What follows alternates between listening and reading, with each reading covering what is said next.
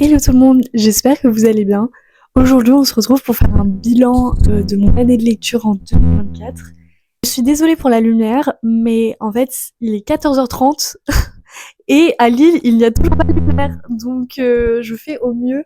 Mais sinon, en fait, je ne peux jamais filmer parce que là, du coup, j'ai attendu d'être disponible au milieu de journée pour filmer une vidéo pour avoir de la lumière. Et en fait, on dirait qu'il fait nuit. Donc, voilà, il pleut, il neige depuis ce matin, donc c'est catastrophique. Mais c'est pas grave, l'important c'est de parler lecture et pas de météo. Donc je vous laisse avec la suite.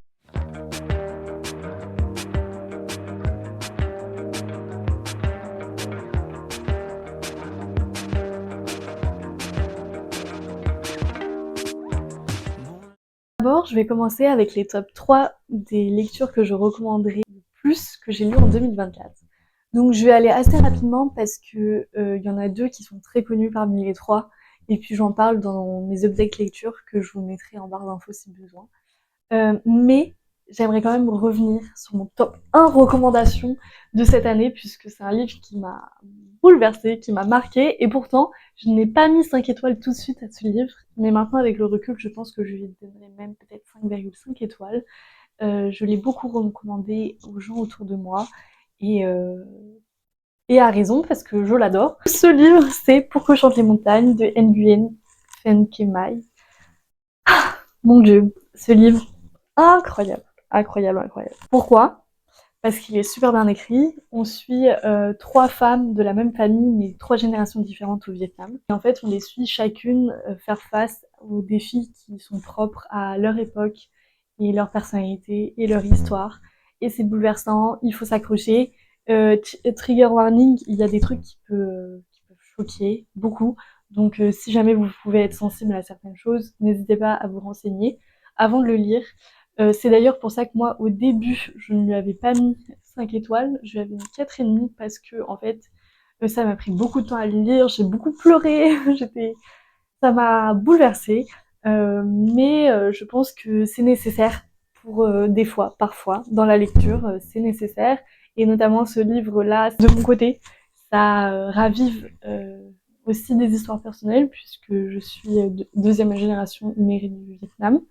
Et c'est vrai que bah, du coup, je n'ai plus beaucoup de lien avec mon pays d'origine, vu que quand mes grands-parents sont arrivés ici, ils ont vraiment un peu coupé court à leur vie du passé et ils ont voulu se projeter dans l'avenir, ce que je comprends totalement. Et du coup, bah, en fait, je suis immergée dans la culture française comme mes parents l'ont été. Et du coup, et bah, je me pose beaucoup de questions sur ce qui s'était passé avant dans ma famille au Vietnam. Et bah, malgré tout, c'est une piste de réponse, ce livre. Même s'il y a beaucoup de violence dans ce livre, je trouve que ça parle aussi énormément de résilience, d'amour, de maternité, de sororité, de famille, de... il y a tellement de choses dans ce livre, je l'adore, je l'adore. Et juste, écoutez, n'écoutez pas ce que j'en ai à dire, juste allez l'acheter ou allez l'emprunter une bibliothèque et lisez-le et dites-moi ce que vous en pensez parce que vraiment, j'ai adoré ce livre. Et moi, j'en parle parce que voilà, j'ai des origines vietnamiennes, mais honnêtement, je l'ai acheté à une de mes meilleures amies pour Noël et je pense qu'elle va beaucoup aimer aussi, alors qu'elle n'est pas du tout vietnamienne. Donc, ce n'est pas une condition sine qua non à lire ce livre. Mais je vous le recommande vraiment beaucoup. C'est mon top 1 recommandation 2024. Les deux autres recommandations, je vais pas en parler beaucoup parce que c'est des livres ultra connus, mais malgré tout, je leur ai laissé leur chance et moi, en tout cas, j'ai trouvé ce que je cherchais dans ces livres-là et même plus. Le premier, c'est Fourth Wing et le deuxième, c'est Les Sept Maris d'Evelyn Hugo que j'ai actuellement prêté à une amie. Pour voilà, vous voyez, je ne vous mens pas, je l'ai prêté, je le recommande. Les deux sont des livres assez différents quand même. Lui, romantasy, si vous aimez les univers où juste c'est un peu un péché mignon quoi. C'est un peu un bonbon. Vous savez que c'est pas l'idéal, vous pouvez pas manger que des bonbons, mais ça fait trop plaisir. Ça fait quand même trop plaisir.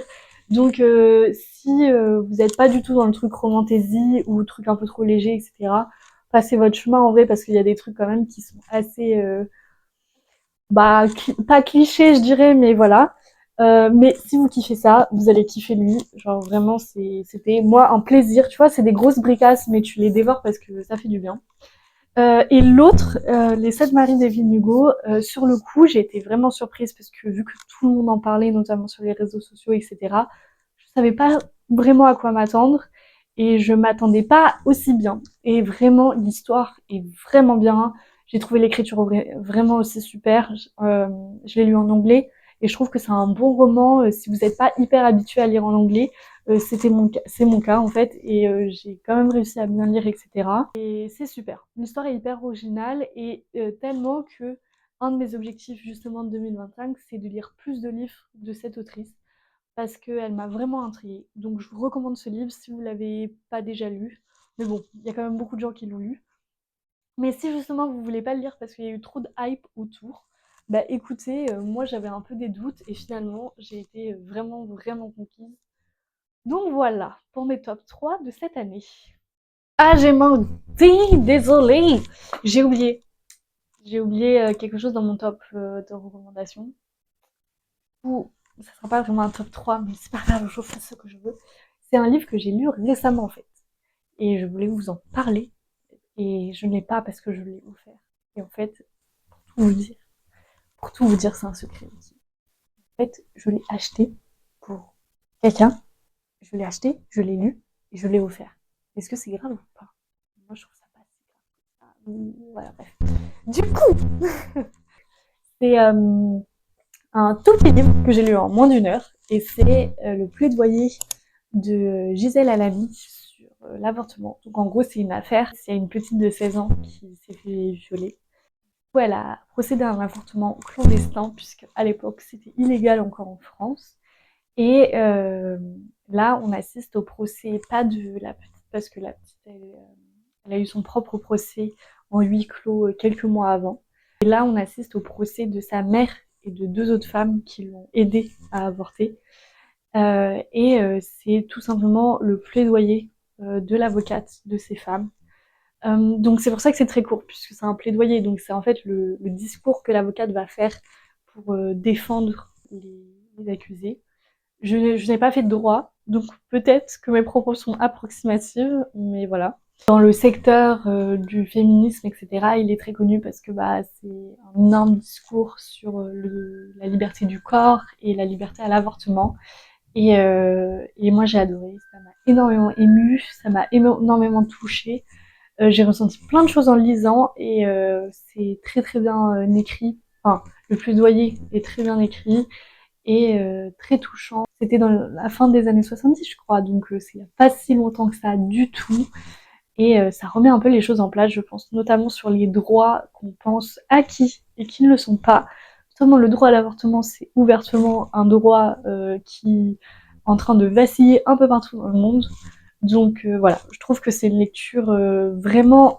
sur le coup, vous voyez, je trouve que c'est une lecture hyper accessible et simple à lire, puisqu'elle est très courte, mais sur un sujet très important, et des fois on a peut-être tendance à se dire qu'on a envie de s'intéresser à certains sujets, mais on a la flemme de lire un énorme essai dessus, où on va pas forcément tout comprendre, ou je ne sais pas. Mais en tout cas, ce livre, il est simple, il est court, et il est impactant. Ensuite, on va parler un peu de statistiques, donc je vais vous laisser avec la Inès du passé qui vous a enregistré les stats de mon année 2024 avec mon appli.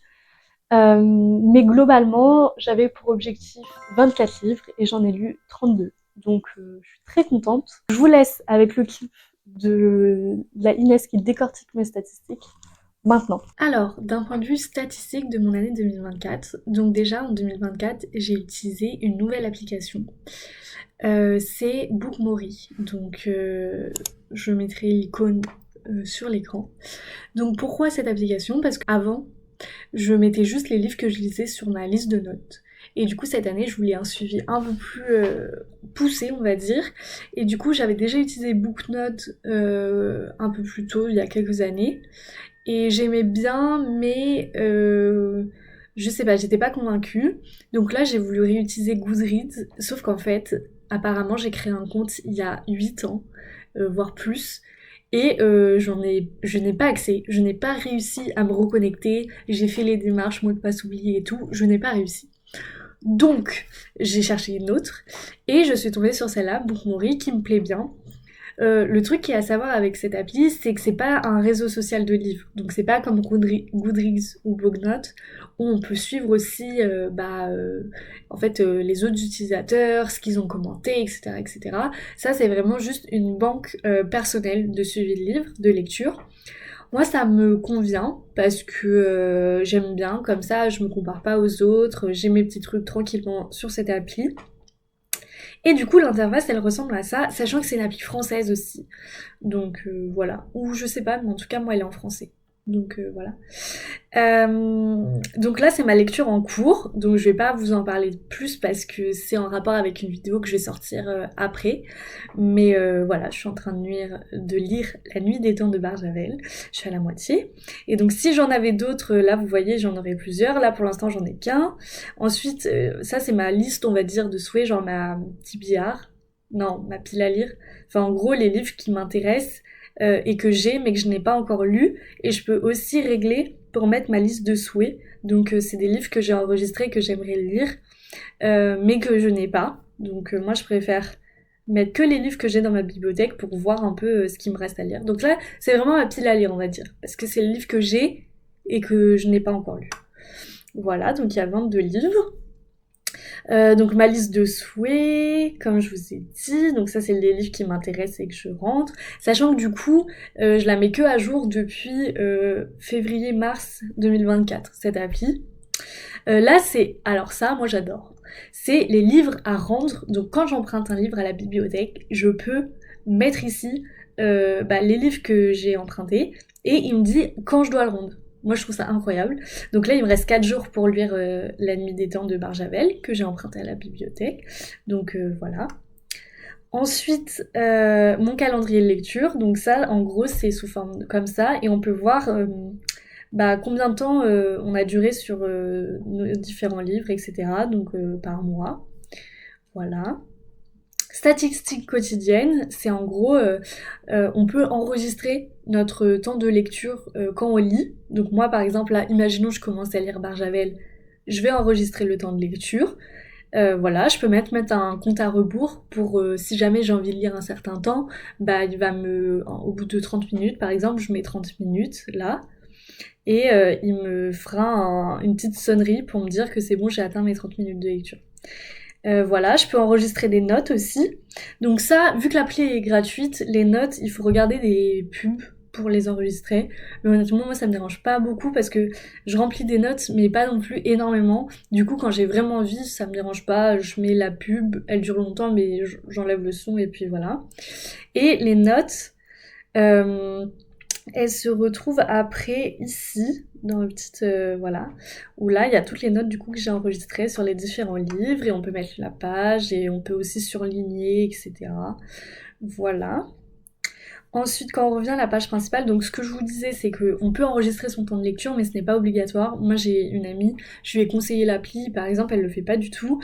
Moi, j'avoue que j'aime bien parce que du coup, chaque jour, tu vois... Donc déjà, tu peux te mettre un objectif de lecture chaque jour. Donc moi, je me suis dit cette année, 10 minutes par jour, c'est très bien.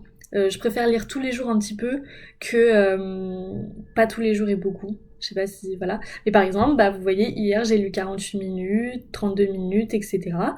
Et en fait, après, on a des stades de lecture de... donc là, c'est 2025. Mais si on va en 2024, ce qui nous intéresse, les stades de lecture, elles sont ici. Lire les statistiques de temps où on voit par mois combien de temps on a lu. Donc pareil, il faut regarder une petite annonce. Je vais vous épargner là, et avec la magie du montage, elle sera passée. Donc l'annonce est passée, donc là vous voyez, donc j'ai commencé à le faire en juillet, vous voyez. Je pense que c'est à peu près à l'époque où j'ai installé l'appli. Et comme ça, tous les mois, je vois combien de temps j'ai lu. Donc vous voyez, en novembre et décembre, j'ai moins lu. Et en un an, je vois le total d'heures que j'ai passé à lire, les livres qui m'ont pris le plus de temps à lire ou le moins de temps. Là, c'est parce que en fait, je l'ai pas lu, j'ai lu qu'une page, 12 minutes de Torture Blanche. Mais Iron Flame, ça m'a pris 19 heures et je peux voir toutes les... Voilà. Donc vous voyez, il y en a que j'ai pas vraiment mesuré et d'autres que j'ai mesuré. On peut comparer le temps de lecture et tout. En soi, ça c'est gadget. Moi, je sais que j'aime bien. donc je le fais, mais je sais qu'il y en a, ça peut les stresser ou quoi, ou ils s'en foutent, et donc le faites pas, mais c'est pas obligatoire.